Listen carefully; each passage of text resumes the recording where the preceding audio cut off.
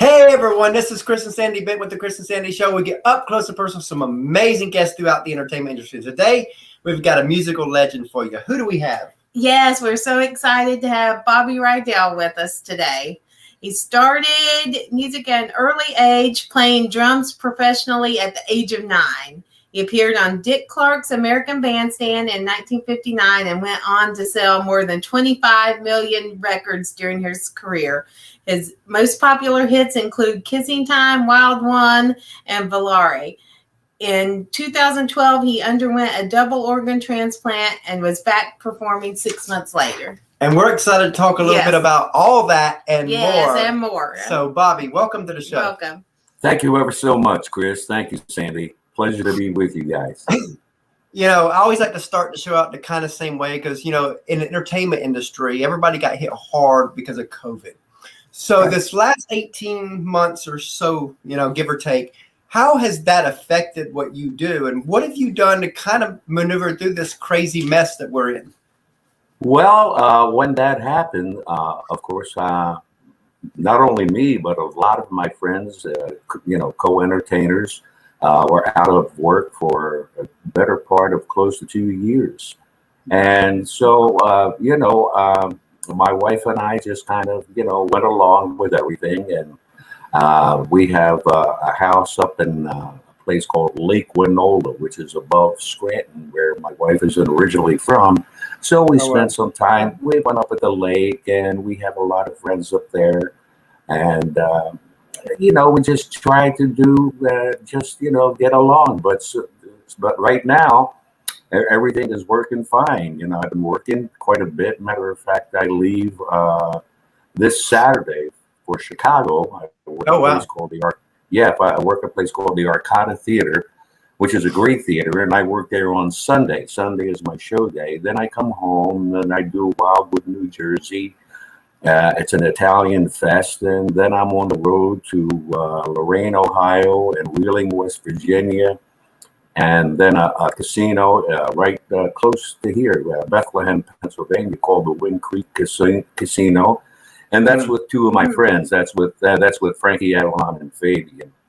We do a show called The Golden Boys. Wow. So everything is, so far so good. So far going back there, at least semi-normal.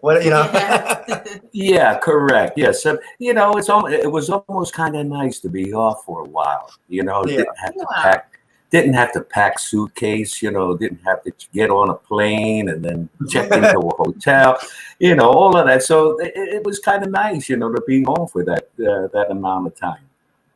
For us, we launched this show January 2020, so a few months before COVID. And I remember our original plan was to kind of do 100 interviews last year as our first year. And then COVID hits. And I told Sandy, this may be our time to shine. So instead of slowing down, we did everything to speed it up. And because of that, we did over 300 interviews last year, and we're at almost 450 now. Wow, that's fantastic. Good for you. So it's been a lot of work, a lot of fun, bringing people like you on. In fact, at night, we'll talk and we'll pinch ourselves almost because we're getting to talk to people that we never imagined. Again, it's been such a crazy adventure, and we kind of owe COVID a part of it because it lifted our show during a time. Well, that's what's so nice about these Zoom things. You get a chance to, So, during that period, I did a lot of Zooms, I mean, from all over Australia, England, just all over, outside the United States. So that kept me going for a while as well. Right. So let's go way back now, to a little bit of your story. You were a drummer, a professional drummer at a young age. Tell us how that got started. Well, my dad loved big bands. And when I was 5 years old, he took me to see the Benny Goodman Band at a place in Philadelphia, called the Earl Theater. Now, I'm 5 years old. I don't know who Benny Goodman is, and I never heard his music. But when I went there and I saw like 4 trumpets and 4 trombones and 5 saxophones, a full rhythm section, piano, bass, drums, guitar. But there was one guy. There was one guy in the band, and I didn't know who his name. I didn't know what his name was at the time. I said, I don't know who that guy is playing drums, Dad, but I want to be him. Oh, wow. I want to be that guy. And that guy was Gene Krupa with the Benny Goodman Band. Yeah. Wow. And Gene Krupa was one of the best drummers, of his day. And that's how I started. I started even before 9 years old. I started like around 5, 6 years old after I saw Gene Krupa. Wow. We've got a crazy drum story. Our very first time visiting Nashville earlier this year, we were almost on Broadway. We were walking and we were in front of Honky Tonk Central. And we're with our 2 kids. And apparently the drummer in Honky Tonk Central seen our little boy, Lo Chris, he's 9 years old. Yes. And told somebody, here's a drumstick. Go take it to that boy and give it to him. So they took it to him.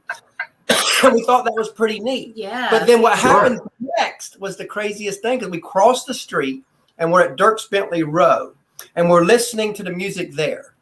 And the lady singer was on stage and she peeks out the window and sees him holding a drumstick. So she jumps down and grabs him and says, would you like to come play drums with us for one song? Yeah, so he got on stage. They pull him through the window. Oh, you're kidding. Wow. What a thrill. Play the drums. And he's getting to hit him. And how old was he? No, he's 9. 9. Okay. Wow. Fantastic. So now he wants to be a drummer. He wants to be a drummer. So to be funny, if he ends up being a big drummer one day down the road, because he'll be able to tell that story. Yeah. That's right. That's right. I remember my mom had to go to an affair. My dad was in the service. He was overseas at the time. I was 3 years old. And there was a little band, like a trio, piano, bass, and drums. And I went up and I started, the guys were, taking a break. So I got, behind the drums and I just started banging them. I was 3 years old at the time. And the drummer comes up to me. He says, hey, kid, get off the drums and go back to your father. I said, my father's in the Army. Oh, wow. That is my father's in the Army, Yeah. Like that would help, right? Yeah. Another story about that is, when my dad was away, of course, my mom and dad kept writing to one another. And my mother wrote when I was, I guess, 3 years old. And she wrote back to my father and said, the baby is always singing. The baby is always singing. And my father wrote back to my mother. He says, who knows, Jenny, maybe one day we'll have a star in the family. Wow. How about that? Yeah. And to this day, I still have that letter in my possession. Wow. Yeah. So she spoke that into existence. Yes. Well, actually, it was my dad. If I had any... Yes. When he came home, of course, I used to watch, television. I'd impersonate everybody. And of course, I would sing.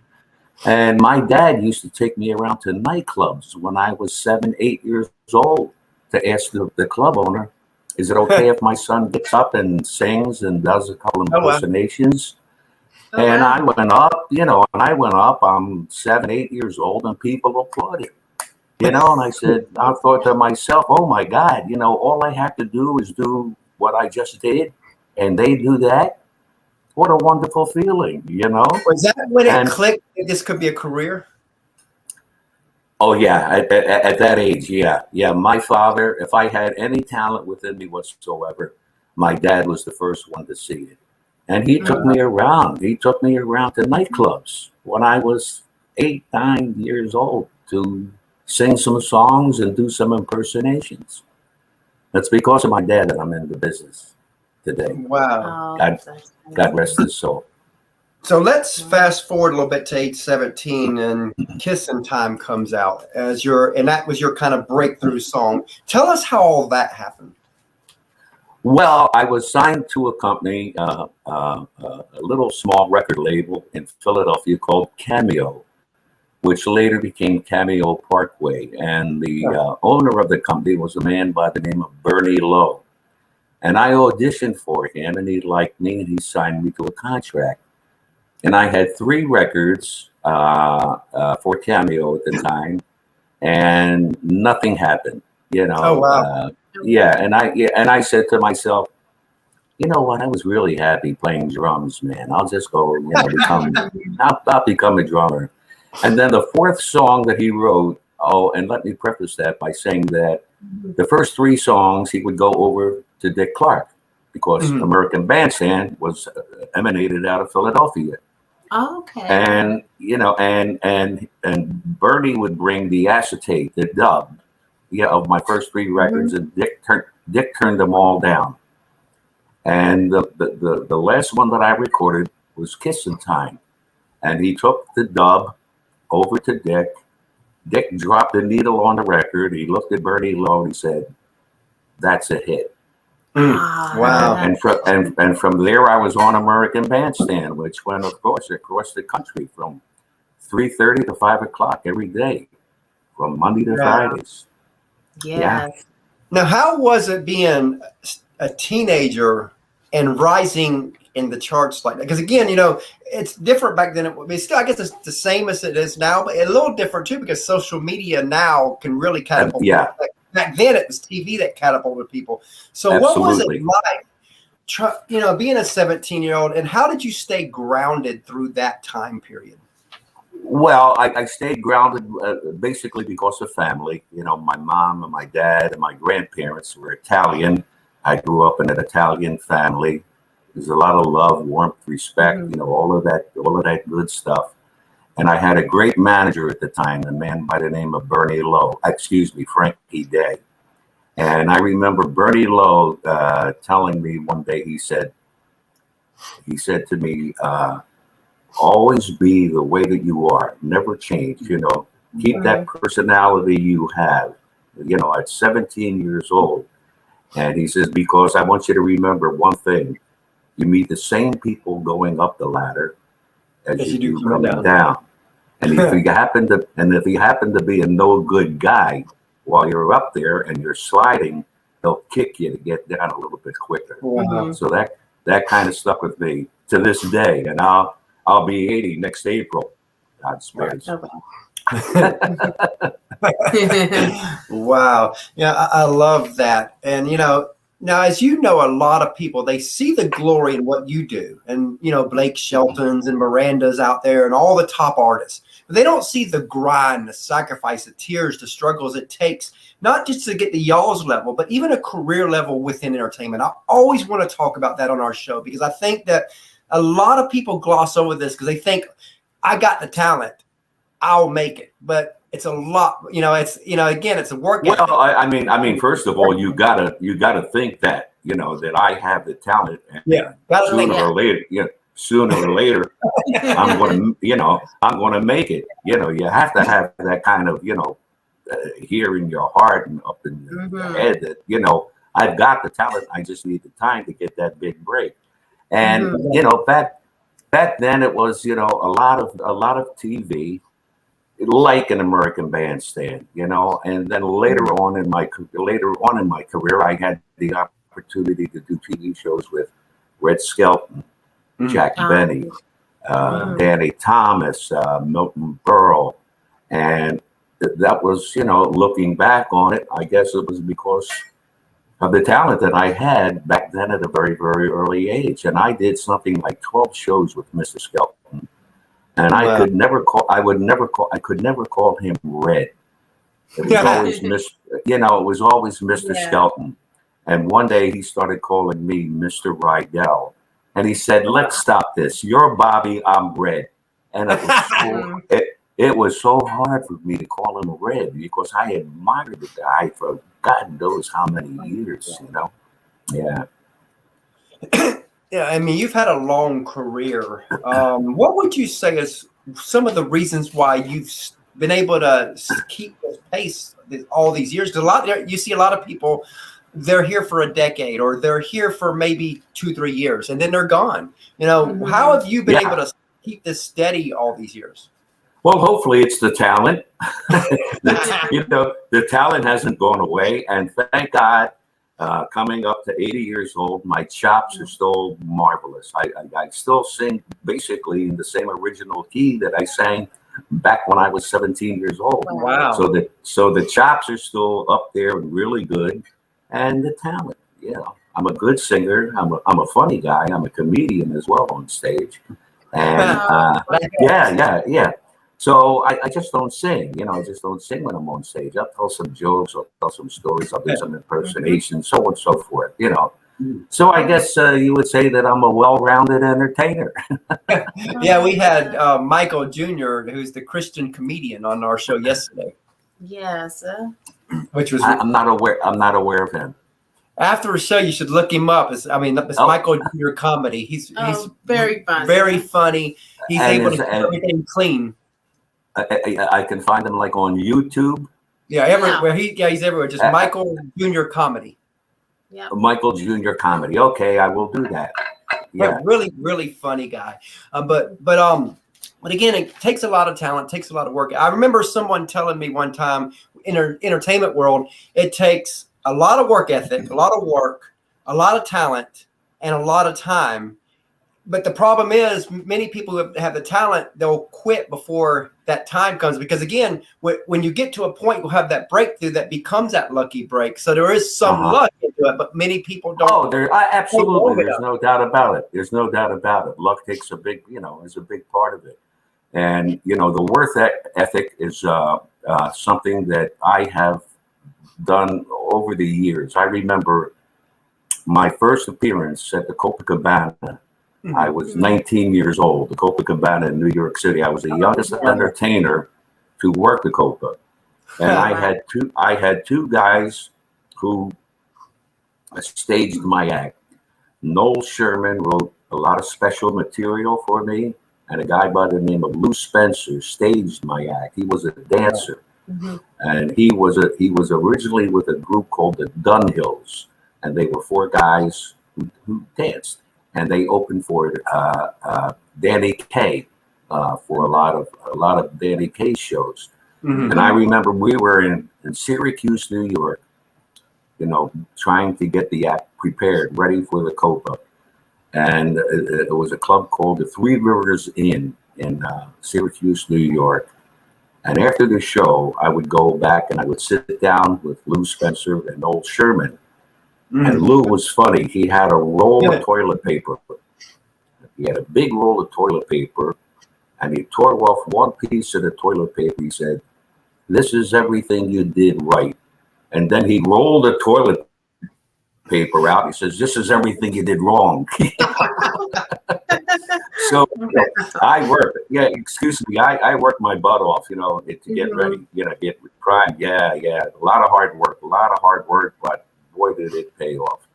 But because I think that's where a lot of people miss. You know, they see entertainers and they see them for that 30 minutes, hour, 2 hours. And that's when the entertainer's in their zone. That's when the entertainer, that's the fun part of the, just like with our show, you know, people see 30 minutes to an hour for our show and they see the fun we have. Yeah, that's the fun part. The behind the scenes, the reaching out to so many people, the going back and forth, the cancellations, the people saying they'll come on, but then don't. The no shows when they say they're going to be on and then don't show. Sure. What do you do then? Yeah. You got to wing it. People just don't see all that side of it. I think behind the scenes that it takes to make everything happen. And I think that's why I like to talk about that side of it too on the show, because people don't see behind the scenes stuff too much. They see the glory, but they don't see the grind. Oh, absolutely. Yeah. You know, to this day, I started when I was 17 years old, doing nightclubs when I was 19 years old. And to this day, backstage, I don't talk to anybody. You know, I'm just kind of to myself. And I kind of pace. I pace up and down the dressing room. And then when it's time, to hit the wings, and then you hear the music. And my opening music, the band plays Volare. And the band plays ba-da-da, and all of a sudden the adrenaline starts. It starts. And as soon as you hit that stage, you're ready. You know, you're ready when you hit the boards and the spotlight hits you and the band is cooking behind you, and then everything's wonderful. But before that, you're like this, to this day, to this day, yeah, always get nervous. And I feel the same way with our show. Sandy, I'll tell you, I try not to really focus on what we're going to talk about up until about an hour before the show. I like that, it'll drive me nuts. So about an hour before the show, I'm pacing back and forth.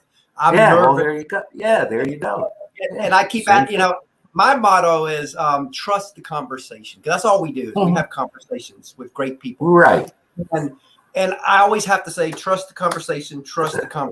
But I get exactly where you're coming from, because I will pace back. He does. Yeah. Yeah. I remember years ago, my first manager, a man by the name of Frankie Day, we used to sit and he would interview me, right?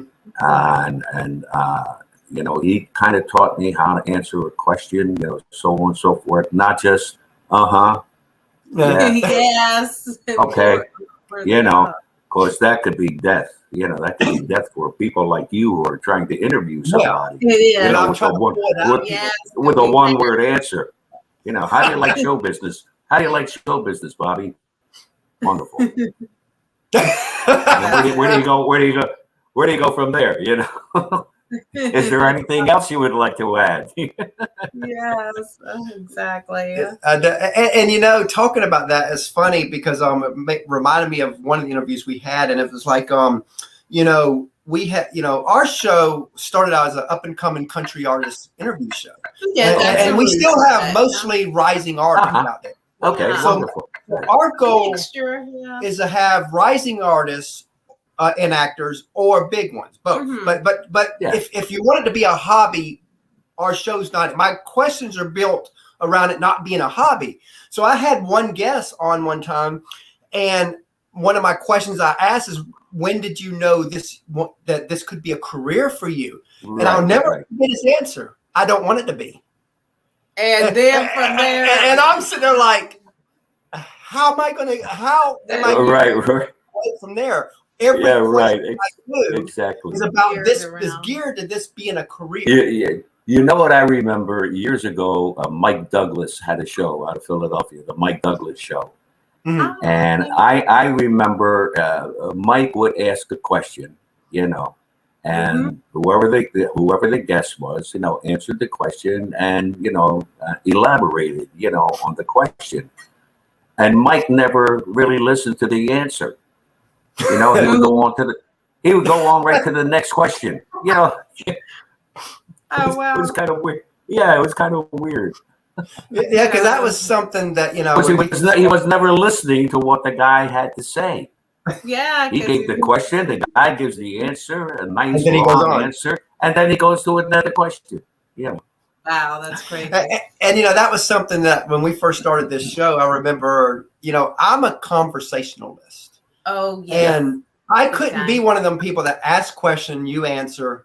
I ask question, you answer. I cannot do. If I had to do that, I'd quit the show. It'd just be simple. Of course. Yeah. Because I enjoy the conversation. I always have. I've done thousands of conversations in our marriage just on the street with people.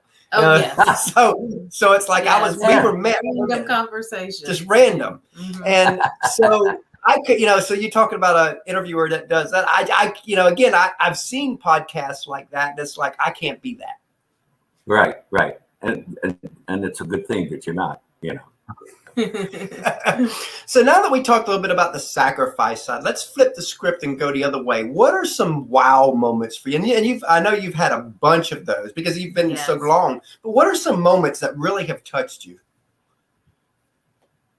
Oh, God, there have been so many.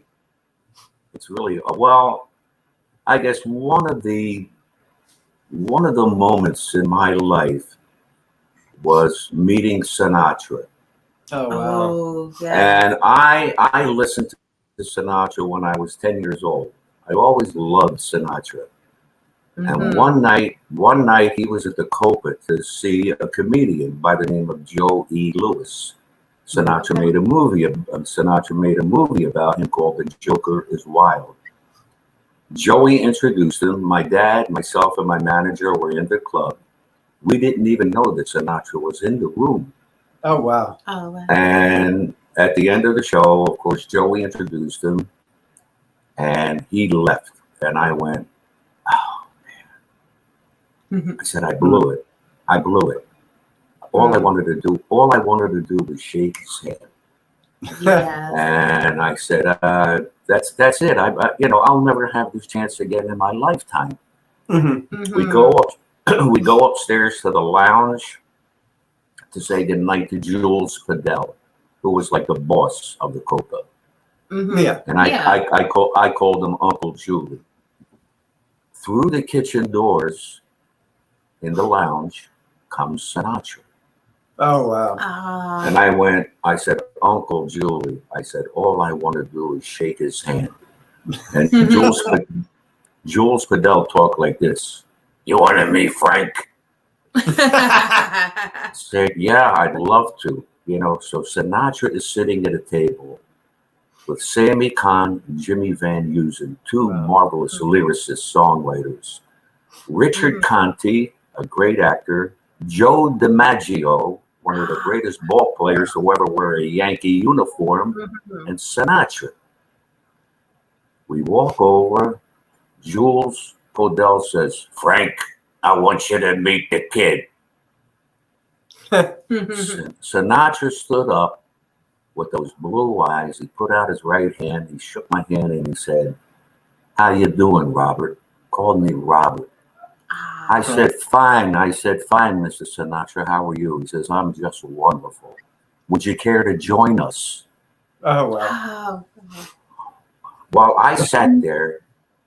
In Italian, we call it a mamaluke. Like, you don't say anything. 2 words. You're just like this in awe. And a couple of minutes go by, and Sinatra turns to me and he says, what do you drink, Robert? I said, Coke. I figured if I said scotch and water, I get smacked in the face, But I've got a picture. Well, I got quite a few pictures, but the one picture that I'm really proud of, it's just Sinatra and me, and he's got his left arm around me, and under his right arm, he has my album, Rydell at the Copa. And he signed it, not Robert, he signed it. To Bobby, best always your friend, Frank Sinatra.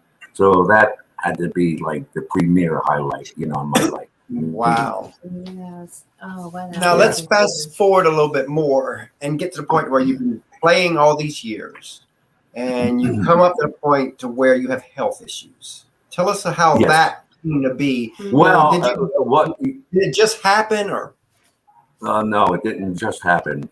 My first wife, God rest her soul, Camille, we were married for 35 years. And she had breast cancer. Wow. And she came home with a cousin of mine, and my wife says to me, Bobby, sit down, I have to tell you something. And I sit down and I go, what is it, honey? She says, like this, I had breast cancer. Like, and I said, what? Anyway, make a long story short, she was clean for 9 years, and we thought, wow, you beat it, honey. You beat it. God bless. Well, after 9 years, it came back, and it went into the liver, and it went into the kidney, and it went into the lungs, And of course, she passed away. After she passed away, I turned to the bottle. I became an alcoholic. And I mean, I drank because she was gone. I had nobody to talk to. She was your life. Nobody to laugh with, nobody to smile, nobody to tell your troubles to, nothing, And I turned to the bottle to the point where I became an alcoholic. And then after all of those years of drinking, I needed a new liver and a new kidney. And there was a 21-year-old girl who lived in Reading, Pennsylvania. Her name was Julia. She was 21 years old. She got hit by a car, and she was immediately pronounced brain dead, which is the only way that you can get. That's the only way that you can get organs. You have to be pronounced brain dead. Yeah. Yeah. So I get a call, and I'm O negative, and Julia was O negative. Matching blood. The hospital calls me up, and boom, we go over to the hospital. They take my blood, this, that, the other thing. Within an hour, 2 hours, I was in the OR. And my surgeon was just absolutely wonderful. Not because he was Italian, but his name was, excuse me, his name was Cataldo Doria, who came from Italy. He studied at the University of Pittsburgh, and then, thank God, he transferred to Philadelphia to Jefferson Hospital. And he did the surgery, and it was something like 22, 23 hours in the OR. Wow. And after the surgery, I was out of commission, for 6 months. I was weak, my stamina, so on and so forth. And then after the 6 months, my first appearance was in Las Vegas. And I went out there and I did what I do. I mean, the energy wasn't, 1000%. But it was so nice after 6 months to be back on stage. And matter of fact, prior to that, when I knew I was going to work Vegas, I called over 3 friends, piano, bass, and drums. And I said, look, I just want to do tunes. I just want to see what the hell, is coming out of here. Yeah. So we did tunes. I mean, we did songs like, The Shadow of Your Smile. And I'm singing, and I'm trying to make it, and Craig Thomas, who's a marvelous bass player, I said, Craig, be truthful, man. How do I sound? And he goes like this. Sounds like Bobby Rydell to me, man. So, I went, and a dear friend of mine who just passed away, his name Lucy O.C., he had an 18-piece orchestra. And I said, Lou, can you get the band together? I want to do my act and see if I could do my act, which I did. And my drummer, I flew him in from Chicago, and he was sitting behind the drums because he wasn't working for 6 months, and he's sitting behind the drums, man, and there's a smile on his face, like saying to himself, Bobby's back, man. Bobby's back. And then, Las Vegas was 6 months after the double surgery. So that's basically the story of that. Wow. Basically, once, that passion is in your blood, it's like there's no getting away from it. Oh, absolutely. Are you kidding? It was just like what we went through with the COVID. You got to go cuckoo. You got to go. Things that keep you going are things like this, like the Zoom calls and so on and so forth, and being with friends. So yeah, of course. You can't wait to get back up there. Sure. Yeah, I mean, I can't even imagine 6 months because we went on vacation for 5 days recently. But we were without the show for about a week and a half. Yeah. And about 3-4 days in, I'm like withdrawing here. I'm like, okay, I need an interview. Right. I mean, vacations are nice, but then you got to come back, and do the real thing, So right, absolutely, Yeah.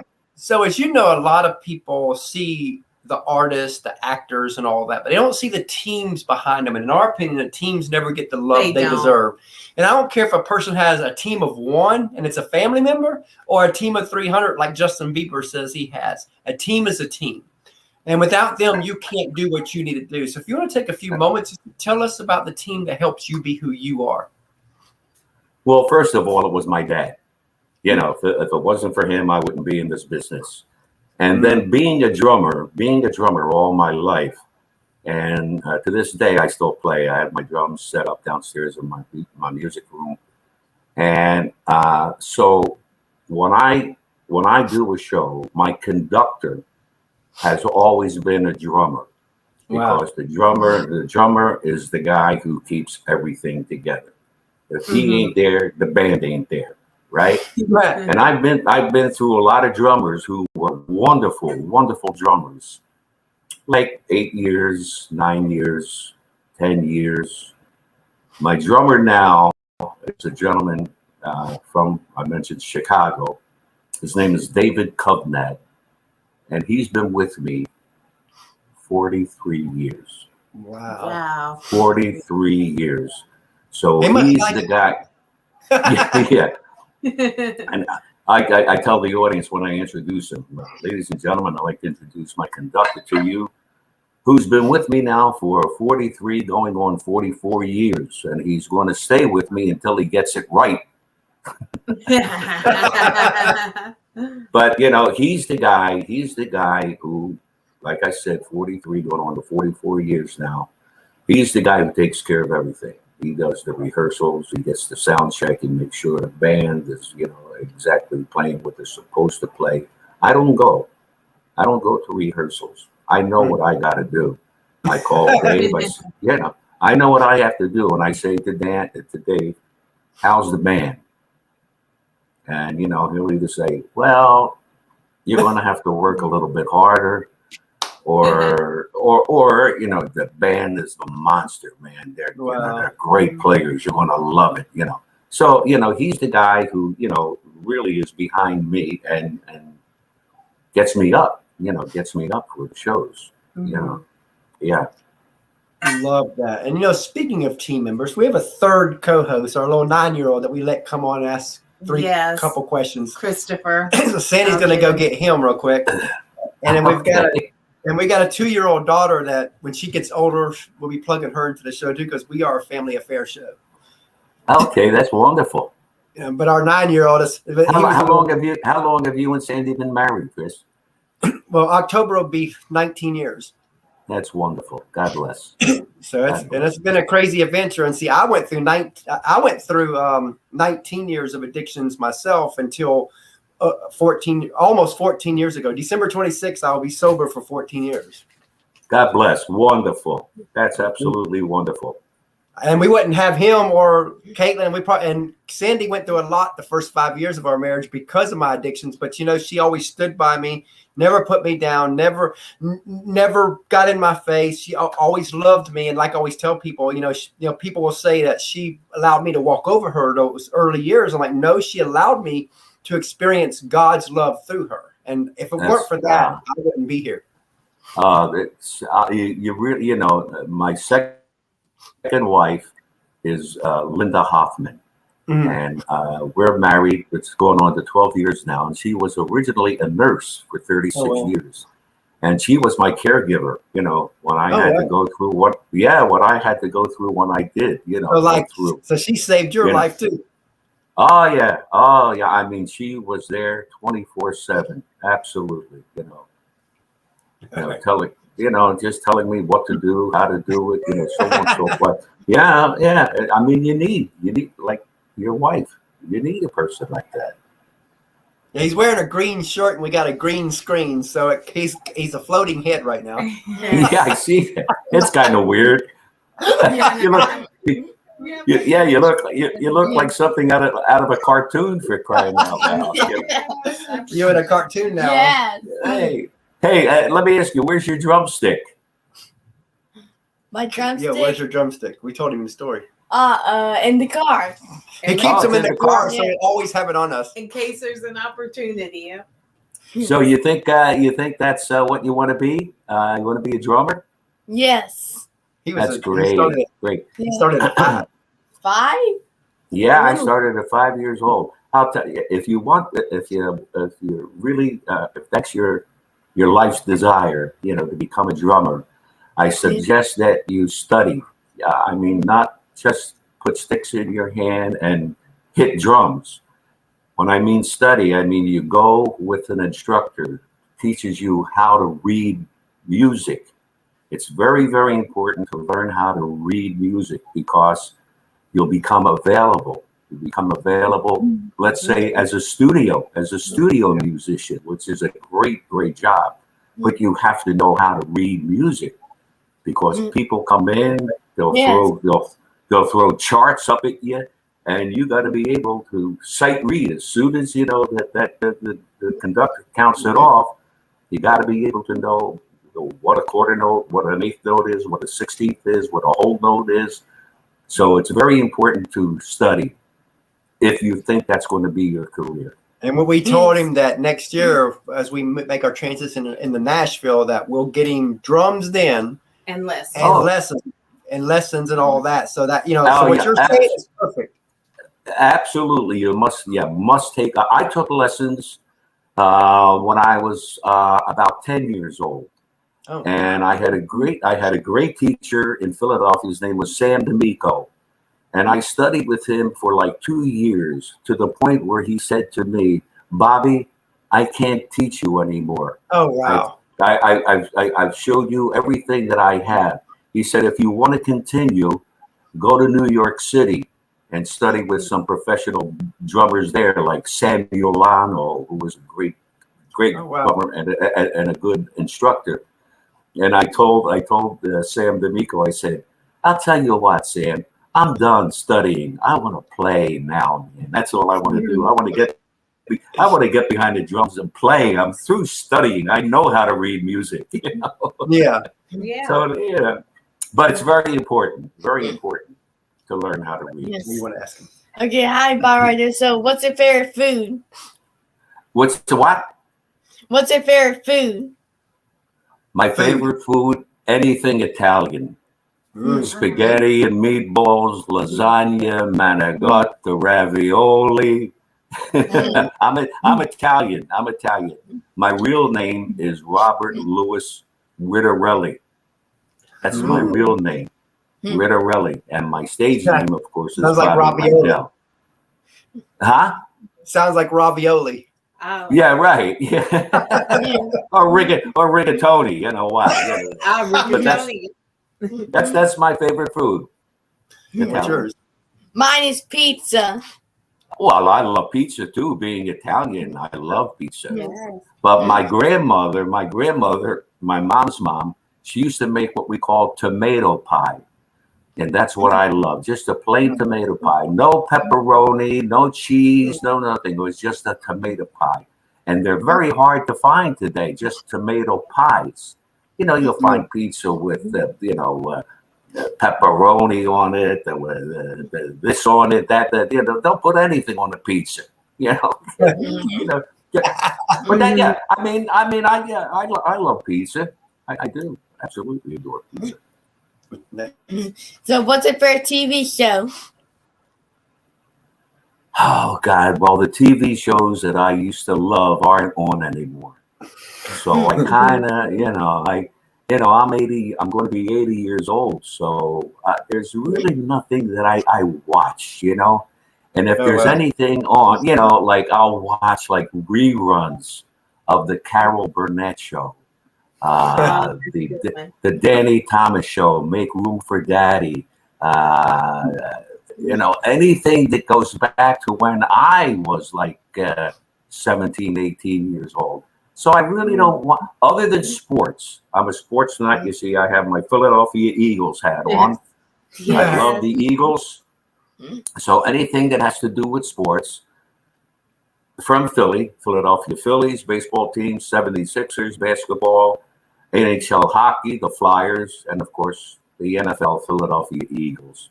So that's basically what I watch, And what's yours? Mine is SpongeBob.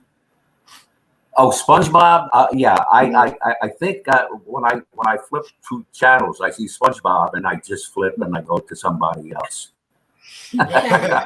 What's been great with our show is because he watches a lot of Disney and Nickelodeon shows that we've been able to bring on. Oh my God! I love Disney. I'll watch Disney films. Absolutely, because we've been able to bring a lot of. And then if I see a lot of Warner Brothers cartoons, I love Warner Brothers, like Bugs Bunny, Yosemite Sam, Wile E. Coyote, Elmer Fudd. Oh yeah, I love that. Willie. Yeah. And because we I thought putty cat. And because we do and actors, we've been able to bring on quite a bit of people that he looks up to on TV from his shows too, on our shows. So that's been pretty cool. Well, that's how I learned. When I first, started seeing people on TV when I was, like 7, 8 years old, and started trying to mimic the people that I saw on TV. Yeah, sure. He mimics a lot of people. Huh. Yeah. So what's your next? All right. So what's your favorite movie? This is way, way too old for you. But there's an actor that I totally adore, and his name was Humphrey Bogart. He was a great, great actor, and he did a lot of movies. He's always played like a gangster, in the movies. But the one movie that's a favorite of mine is a movie called Treasure of Sierra Madre, which was one of the Bogart films. He did African Queen, he did Casablanca, he did a show called The Maltese Falcon, and he's a great actor, and they were great movies. But my favorite Bogart movie was what did I just say? The Treasure of Sierra Madre. It was a great, great, great film. And what's yours? Mine is the Minions movie. Oh well, yeah, my wife loves them. My wife loves the Dominion things, yeah. And every once in a while, I'll join her and we'll watch it because it's funny. Yeah. Yes, it is. Yeah, for sure. So, I'll watch them every once in a while. Yeah. Bye, thanks. Okay, you take care now. Yeah. Yeah, he loves being on the show, and he's been on, over 400 of them. So, we. Oh, yeah, that's great. We love the having part of the show and all that. For sure. Yes. All right. And so what are some of your favorite songs to perform in concert? Well, of course, the songs that I recorded, Wild One, Kissin Time, Swingin School, Sway, Volare, Wild Days, or the Cha-Cha-Cha. And I like to do the songs from the American Songbook because I'm a favorite, I'm a fan of. So I'll do some Sinatra songs as well. I'll throw them in, and basically like chestnuts. Like I've got the world on the string. The lady is a tramp. All of the Sinatra chestnuts. I'll throw them in, and my audience right now, are my age. And so I'd like to throw in not only do the hits, but do some songs from the American Songbook. And like I said earlier, my favorite guy was Sinatra. So if I do any songs from the songbook, it's always from Mr. Sinatra. Oh, wow. Oh, yes. And what would you like your legacy to be? What would you like to be most known and remembered for? Well, you know what? I guess I would have to. I saw Dean Martin do an interview. He was in London, and I think the interviewer asked him the same question, and I think my answer would be the same as Dean Martin's. And he would say, "I just like to have fun." Mm-hmm. And I can understand that, man. Being on stage is fun. It's not a job. It's fun. So I would like to be. Here's a guy who had a lot of fun in his life. and did it your way. Well, no, that goes to another guy. Yes. Sinatra. Yes. You know what's on his tombstone? Sinatra. One of the songs that he recorded, "The Best Is Yet to Come." That's on his tombstone. I did not know The best is yet to come. The day will be fine. Oh, wow. Yeah, The best is yet. Huh?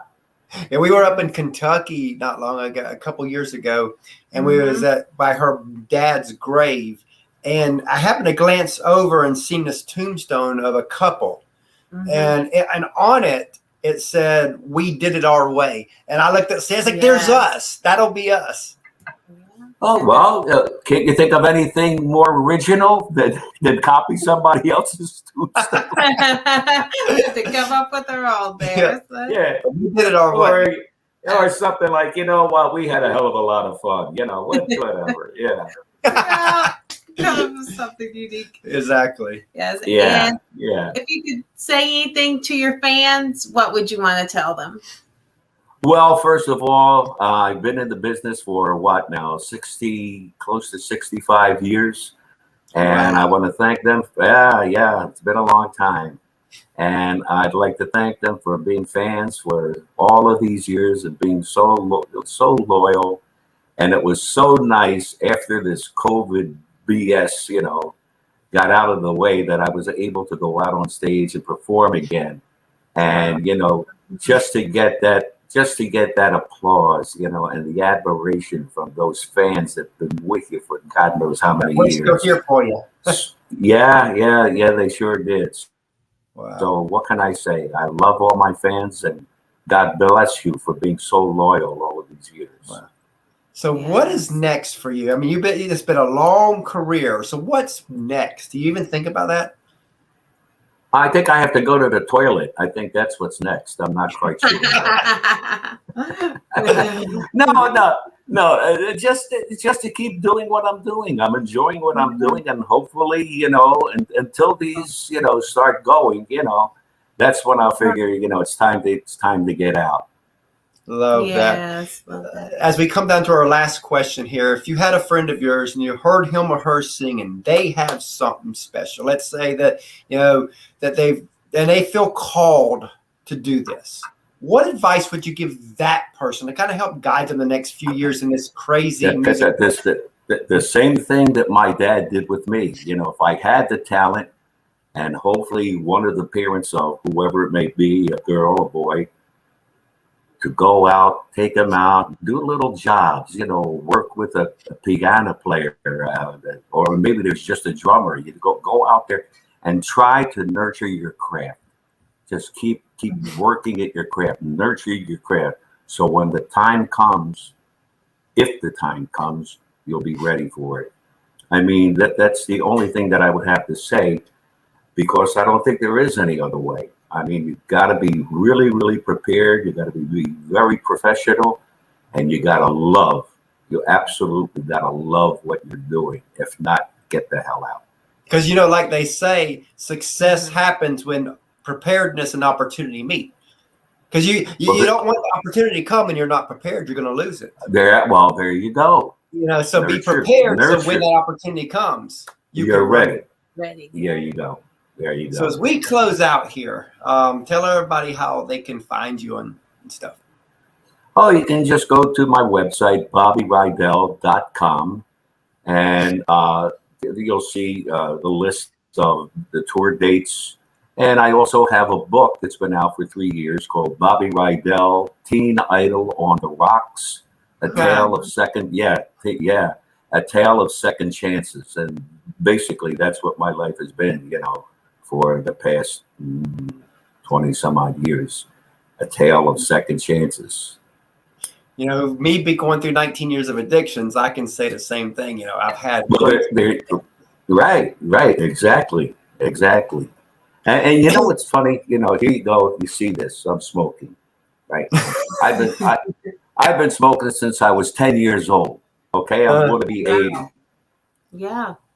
This is harder to give up than drinking. Wow. It really is. I'm always reaching for these. I'm always going crazy, and I'm not proud of it. Believe me, Chris, Sandy, I'm not proud of it, but we understand. It's another addiction. It is another addiction that I can't stop. I wish I could, for crying out loud. But it's just, I don't know. It's what do you call it? Safety. It's the safety net. Yes. But it is. The drinking, bang. I handled that, but this is tough. This is tough. Wow. So as we close out here, we really enjoyed having you on the show today, and we look forward to having you back down the road. Well, that sounds absolutely wonderful, Chris, Sandy. Thank you ever so much. Thank you, son. He was absolutely gorgeous. He was really sweet as hell. Sweet as hell. Please do. Right. Give him my love. We will. Thank you so much for your time today. Bye. Bye.